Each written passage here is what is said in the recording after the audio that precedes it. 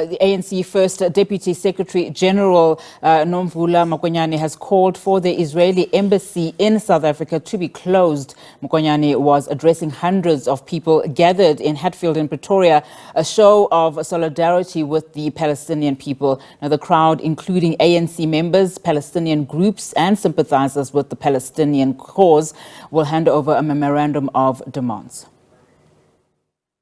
Well, by all means, it is a day of action for South Africa's governing party, the ANC, demonstrating, really just expressing their displeasure about the developments in Gaza, where we've seen atrocities, where we've seen sheer obliteration of the key infrastructure. And obviously, they are right here now outside the Israeli embassy. Joining us now is the ANC's First DSG, Ms. Mokonyane. Thank you so much indeed, ma'am, for your time. Obviously, braving a very blistering weather to convey a very clear message to the Israeli embassy. Yes, we hear.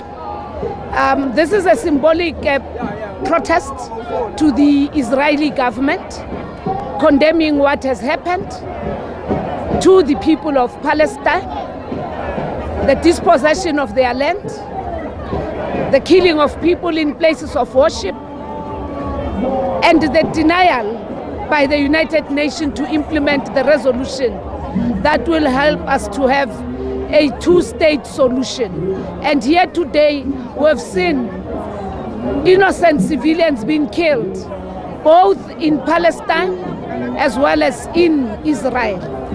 There is no other solution where there is conflict except to bring all parties together, maximize unity, and ensure that an everlasting solution becomes the better way to go. Unfortunately, we've been here several times. We're told they are not here. Again, a demonstration of people who do not appreciate the need to listen to other people's views. We know that the Egyptian President Abdel Fattah al-Sisi and South Africa's President Cyril Ramaphosa, they'll be meeting for the Cairo Peace Summit. Yet another initiative to try and find a long-lasting solution. What does ANC make of such initiatives in terms of finding a durable solution in the Middle East? We have a rich history that comes out of our own struggle, where we have gone out to mobilize the world to understand our plight. What Comrade President is doing is exactly what our forebears have done. President Tambo, Chief Albert Luthuli, President Nelson Mandela. Ourselves, as we have heard from Comrade Secretary General, will be engaging with the liberation movements here in Africa. We are calling for an urgent meeting of the African Union. We are interacting with sister organizations worldwide. We believe that there is a need, we are justified, to call for the reform of the multilateral platforms such as the United Nations Security Council. We were calling for also the credibility of the processes that the United Nations gets involved in. They must actually make sure that the resolutions taken are implemented effectively. And what should be your message to the Israeli authorities? I mean, for example, they're talking about a ground operation, escalating the war, bombardment of Gaza, and seeing the civilians and seeing the children, telling them to move across from, towards Rafah crossing in Egypt. What should be appeal to Prime Minister Netanyahu? Our plea to him is that rise above and be a human being. Be a human being, be a father, be a son, be somebody's child. Think about those children, think about those women, think about innocent people that you have now declared war against them. This is an act of genocide. There is no other way to describe it. It's again a forceful removal. Again, something that we're exposed to. It is something that we're appealing, that there must be ceasefire.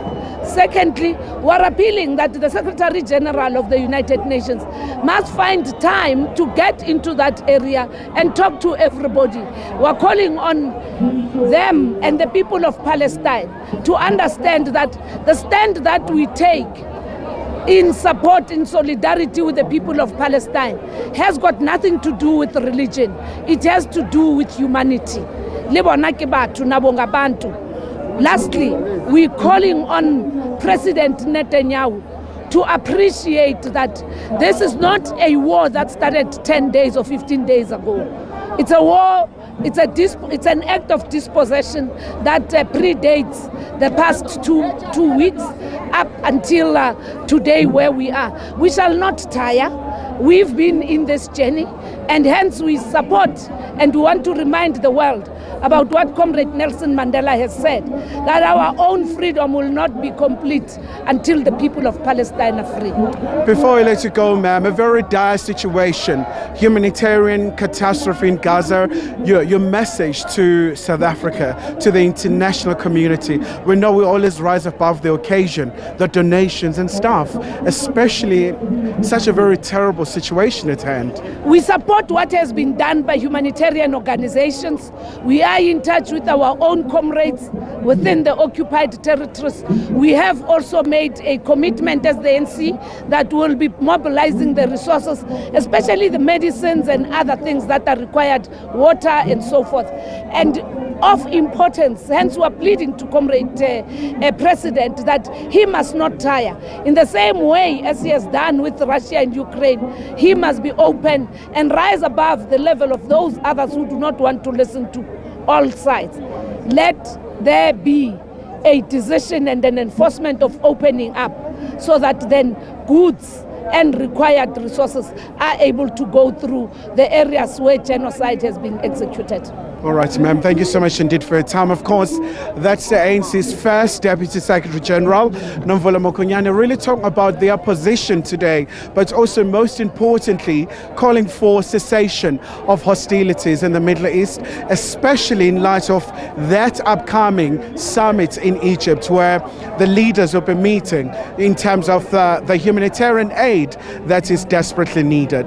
Khayelihle Khumalo, SABC News, Pretoria.